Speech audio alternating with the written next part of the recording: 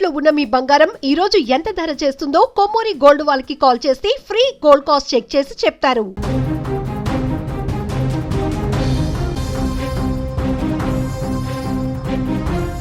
థాయిలాండ్లో shocking ఘటన చోటు చేసుకుంది. నొంతగురి ప్రావిన్స్లోని డెబ్సిరిన్ స్కూల్లో జరిగిన కాల్పుల ఘటన ఇప్పుడు దేశవ్యాప్తంగా సంచలనంగా మారుతోంది. 9వ తరగతి చదువుతున్న ఒక విద్యార్థి తుపాకీ చేతపట్టి గేమ్ ఆడుతున్నట్లుగా తన తోటి విద్యార్థులు ఉపాధ్యాయులపైన ఒక్కసారిగా కాల్పులకు తెగబడ్డాడు. ఈ దాడిలో ఒకరు కాదు, ఇద్దరు కాదు, ఏకంగా 7గురు అక్కడికక్కడే ప్రాణాలు కోల్పోయారు. మరో 15 మంది ప్రాణాపాయ స్థితిలో ఉండడం ఇప్పుడు అందరినీ తీవ్ర భయాందోళనకు గురిచేస్తోంది. ఈ ఘటనలో మొత్తం 7గురు ప్రాణాలు కోల్పోయారు. మృతుల్లో 3 ఉపాధ్యాయులు, 3 విద్యార్థులు ఉన్నారు.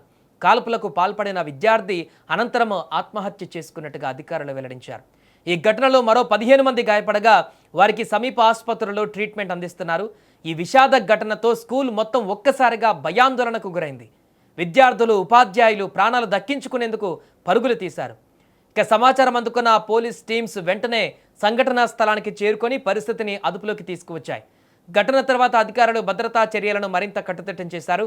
ముందు జాగ్రత్తగా సమీపంలోని 2 పాఠశాలలను తాత్కాలికంగా మూసివేశారు.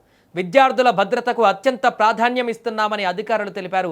ఈ ఘటనపైన థాయిలాండ్ ఉప ప్రధాని అనుతిన్ తీవ్ర దిగ్భ్రాంతి వ్యక్తం చేశారు. గాయపడిన వారికి అత్యుత్తమ మెడికల్ కేర్ అందించాలని సంబంధిత అధికారులను ఆదేశించారు. అలాగే ఈ ఘటనకు దారితీసిన పరిస్థితులపైన పూర్తిస్థాయి ఇన్వెస్టిగేషన్ చేపట్టాలని సూచించారు. ప్రస్తుతం ఈ ఘటన వెనుక ఉన్న కారణాలపైన పోలీసులు లోతుగా దర్యాప్తు కొనసాగిస్తున్నారు.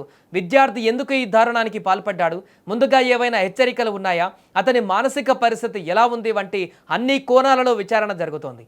ఇలాంటి ఘటనలు ప్రపంచవ్యాప్తంగా విద్యాసంస్థల భద్రతపైన మరోసారి చర్చకు దారితీస్తున్నాయి. స్కూళ్లలో కేవలం సెక్యూరిటీ మాత్రమే కాకుండా విద్యార్థుల మానసిక ఆరోగ్యంపై కూడా ప్రత్యేక దృష్టి పెట్టవలసిన అవసరం ఉందని నిపుణులు అభిప్రాయపడుతున్నారు. చిన్న వయసులోనే ఒత్తిడి, ఆందోళన, ఒంటరితనం వంటి సమస్యలను గుర్తించి సరైన కౌన్సిలింగ్ అందించడం చాలా ముఖ్యమని చెబుతున్నారు. ఈ ఘటనతో బాధిత కుటుంబాలు తీవ్ర విషాదంలో మునిగిపోయాయి. మృతి చెందిన ఉపాధ్యాయులు, విద్యార్థుల కుటుంబాలకు దేశవ్యాప్తంగా సానుభూతి వ్యక్తమవుతోంది. గాయపడిన వారు త్వరగా కోలుకోవాలని పలువురు ఆకాంక్షిస్తున్నారు. ఇలాంటి విషాద ఘటనలు మళ్లీ పునరావృతం కాకుండా ఉండేందుకు కఠిన భద్రతా చర్యలు, సమర్థవంతమైన పర్యవేక్షణ, అలాగే విద్యార్థుల మానసిక ఆరోగ్యంపై నిరంతరం శ్రద్ధ అవసరమని ఈ సంఘటన మరొకసారి గుర్తు చేస్తోంది.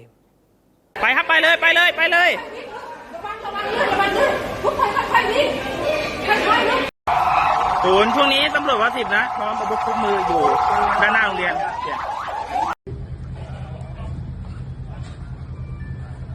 พี่อยู่ตรงไหนพี่อยู่ไหนพี่อยู่ฝั่งนู้นเหรอตอนนี้มือปืนอยู่อาคาร4ตำรวจตึงกำลังอยู่โดยนอกครับ